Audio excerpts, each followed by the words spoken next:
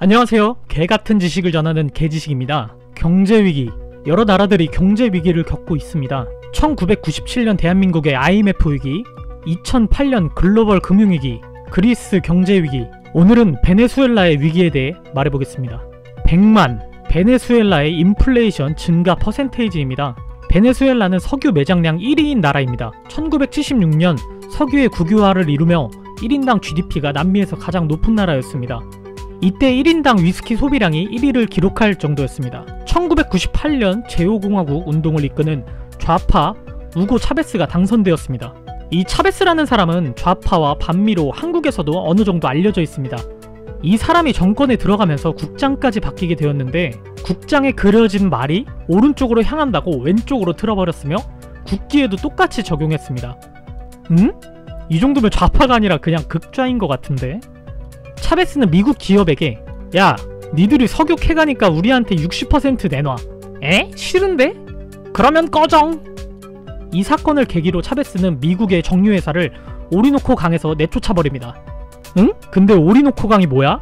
이 오리노코 강은 원유가 무려 2,700억 배럴이 묻혀있는 최강의 지역입니다.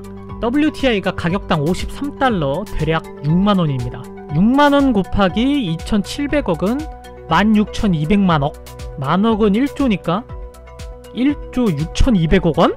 미친거 아니야? 우리는 미국 저놈들에게 우리의 자원을 뺏겨서는 안돼. 차베스가 저렇게 말할 수 있는 이유는 베네수엘라가 원유 매장량 세계 1위였기 때문입니다. 이 말은 사우디아라비아보다 더 부유할 수 있다는 이야기입니다.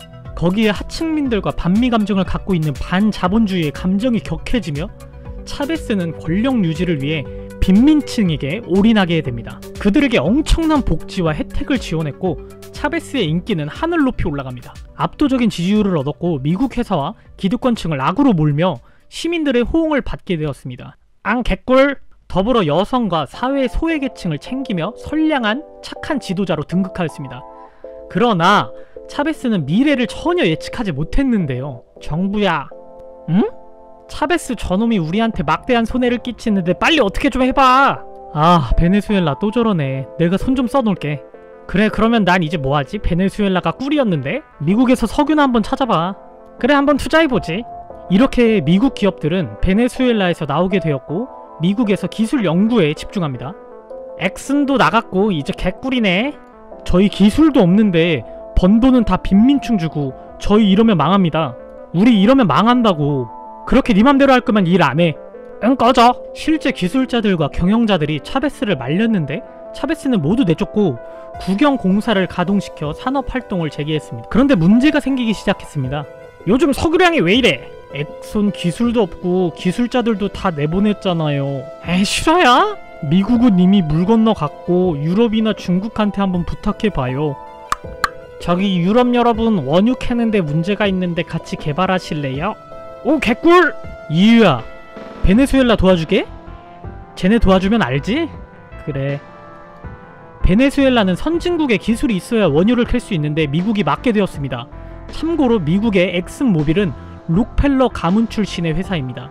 미국은 소수의 가문에 영향력이 엄청난 힘이 있었고 엑슨모빌을 건드린 결과 정부에서도 베네수엘라를 막기 시작했습니다. 하지만 아직까지 베네수엘라는 버틸만 했습니다. 중국 형님 도와주세요. 나만 믿어. 이때 중국의 전략은 반미 국가들과 강력한 에너지 동맹관계를 형성해가고 있었고 마침 베네수엘라의 이런 조건은 중국 입장에서 나쁘지 않았습니다. 그런데 여기서 또 문제가 생깁니다. 차베스가 미국을 싫어하는 이유가 경제력을 바탕으로 남미 국가에 대한 간섭이었는데 오히려 중국에게 내수 시장을 침수당하는 결과를 낳게 되었습니다. 거기다 기술도 선진국에 비해 너무 낮은 편이라 효율성도 떨어지고 생산성도 되게 낮았습니다. 그리고 2013년 차베스가 다시 당선 죽었습니다. 그리고 그 뒤를 마두로가 취임하게 됩니다. 이는 차베스의 뒤를 이었지만 국정 운영과 경제 정책의 실패로 2015년 베네수엘라의 경제 위기에 제대로 대처하지 못하는 무능화로 낙인 찍힌 인물입니다. 이때 엑슨모빌은 야, 차베스랑 마지막에 좀 화해하는 분위기였는데 좀 친하게 지내자. 꺼져. 마두로도 강력한 반미 정책으로 엑슨모빌은 공장도 빼앗긴 채로 베네수엘라를 떠나게 됩니다. 그런데 셰일 혁명! 이 셰일가스 개발이 얼마나 큰 영향력이 있냐면 순식간에 미국이 석유 매장량 1위가 될 정도였습니다. 이 셰일가스에 대한 자세한 설명은 나중에 다루도록 하고, 이 석유로 오일머니를 먹고 사는 국가들을 제압하기 딱 좋은 무기였습니다. 하지만 사우디아라비아가 우리가 먼저 선수친다! 이로 인해 미국과 사우디는 오일머니 전쟁을 하게 되었고 석유의 가격이 떡락하기 시작하였습니다. 뭐야, 왜 이렇게 심하게 떡락하지? 근데 요즘 이란, 러시아, 베네수엘라 같은 반미 나라들이 짜증나게 하네. 사우디랑 석유 갖고 놀면 이 친구들 다 쓰러지겠지? 그러면 그냥 손해보더라도 판다. 사우디는 석유를 캐내기 쉬워 생산비도 얼마 안 들지만 미국은 생산 효율성이 높지 않아 이런 결정이 위험했음에도 강행하였습니다. 중국 형님 개발은 잘 되고 있나요? 내가 왜 네 형이냐? 셰일가스 개발과 오일 전쟁으로 석유값이 떨어지자 중국은 가차없이 베네수엘라를 버립니다. 사실 베네수엘라는 미국을 싫어해도 석유를 거의 미국에게 팔아먹었는데 셰일가스 개발로 미국이 더 이상 수입을 할 필요가 없어졌습니다. 하지만 농업인구는 줄어들고 미국에서 농산물은 받아와야 하고 결국 적자가 심해지며 의료 시스템 마비, 생필품 부족과 같은 경제 마비. 하지만 마두로는 경제 위기는 기득권층과 미국 탓입니다.